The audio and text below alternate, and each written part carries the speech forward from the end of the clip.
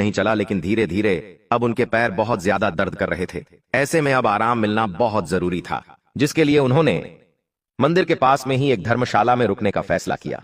धर्मशाला में कई सारे श्रद्धालु रुके हुए थे। पहली मंजिल पर उन्होंने एक कमरा लिया, जिसमें दोनों पति पत्नी अपनी थकान दूर कर रहे थे। बाहर कड़ाके की बारिश हो रही थी, लेकिन मन में सुकून था बाबा केदारनाथ के दर्शन करने का। शंकर अपनी पत्नी गौरी को कहता कि आप सुबह जल्दी उठकर भुकुट भैरव के भी दर्शन करेंगे, जो कि केदारनाथ बाबा से 2 किलोमीटर ऊपर स्थित है। लेकिन वो नहीं जानते थे कि अब उनकी जिंदगी में एक बहुत बड़ा भूचाल आने वाला है। 17 जून का समय था, साल था 2013। रात्रि में बारिश रुक ही नहीं रही थी। शंकर अपने कमरे से बाहर खिड़की में झांकता है तो देखता है कि पानी बहुत रफ्तार से बह रहा है। मंदिर के बाहर भी खूब सारा पानी ऊपर से बह बहकर नीचे आ रहा है। शंकर के मन में थोड़ा सा डर पैदा हो रहा था कि कहीं कोई मुसीबत ना आ जाए।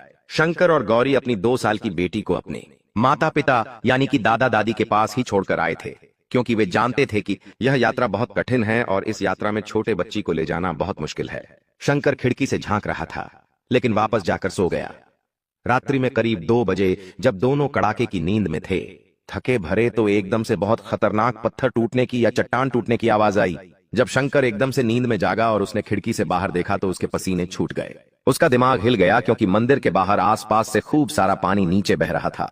आसपास कई सारे टेंट और तंबू टूट चुके थे, कई सारी चट्टानें ढह रही थीं।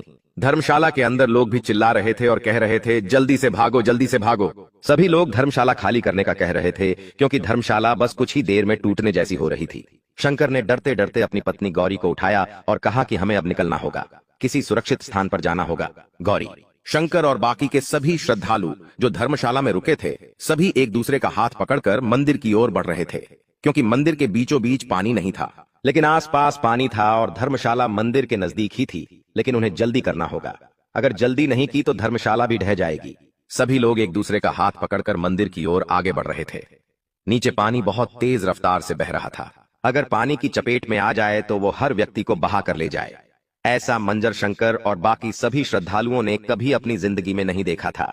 सभी लोग सोच रहे थे कि आज ये उनकी जिंदगी का आखिरी दिन होगा, लेकिन मन में हर हर महादेव के नारे लग रहे थे और बाबा महादेव और केदारनाथ का ध्यान लग रहा था।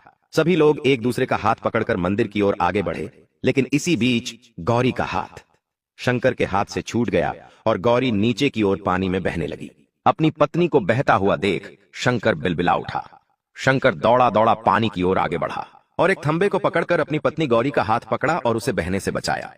उसने अपनी पत्नी को तो बहने से बचा लिया था, लेकिन वह खुद नहीं बच पाया और वह खुद उस पानी की चपेट में आ गया और बहते हुए पानी में